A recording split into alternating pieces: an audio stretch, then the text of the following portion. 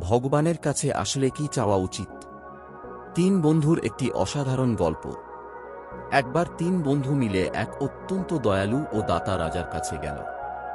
রাজা তাদের দেখে খুশি হয়ে বললেন, তোমরা আমার কাছে যা চাইবে আমি আজ তোমাদের সেই ইচ্ছেই পূরণ করব। প্রথম বন্ধুটি বলল, মহারাজ, আমার বাড়িটা ভেঙে চুরে গেছে, থাকার খুব কষ্ট। আমাকে দয়া করে একটা নতুন বাড়ি বানিয়ে দিন। রাজা সঙ্গে সঙ্গে তাঁর মন্ত্রীকে নির্দেশ দিলেন তাকে একটি সুন্দর বাড়ি তৈরি করে দেওয়ার জন্য। প্রথম বন্ধু তো মহাখুশি। দ্বিতীয় বন্ধু বলল, মহারাজ, আমার বাড়িটা ঠিক আছে, কিন্তু আমার বাড়ি যাওয়ার রাস্তাটা খুব খারাপ। আমাকে একটা ভালো রাস্তা বানিয়ে দিন। রাজামশাই তারও ইচ্ছে পূরণ করলেন। এবার তৃতীয় বন্ধুর পালা। সে প্রথমে কিছুই চাইতে চাইল না, কিন্তু রাজা যখন বারবার জোর করলেন তখন সে হাত জোর করে বলল, মহারাজ, আপনি যদি কিছু দিতেই চান তবে আমার একটাই অনুরোধ, আপনি একদিন আমার বাড়িতে অতিথি হয়ে আসুন এবং সেখানে থাকুন।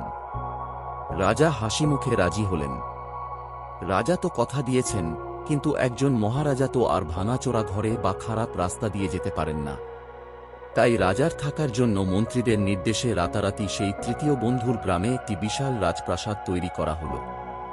রাজার যাওয়ার জন্য তৈরি হল মসৃণ রাজপথ এবং পুরো গ্রামটি একটি রাজনগরীতে পরিণত হল। তৃতীয় বন্ধুটি কোনো কিছু না চেয়েও শুধু রাজাকে আমন্ত্রণ জানিয়ে সব পেয়ে গেল। এখানে গল্পের শিক্ষণীয় দিক এটাই হল, মহারাজ খুব সুন্দর করে বুঝিয়েছেন যে আমাদের অবস্থাও ঠিক প্রথম আর দ্বিতীয় বন্ধুর মতো। ভগবান হলেন সেই দয়ালু রাজা। আমরা মন্দিরে বা ভগবানের কাছে গিয়ে কি চাই? প্রভু, আমাকে একটা বাড়ি দাও, গাড়ি দাও, টাকা দাও বা চাকরি দাও। এগুলো হলো নিছকই জাগতিক চাওয়া পাওয়া, যা এক ধরনের ব্যবসায়িক লেনদেন।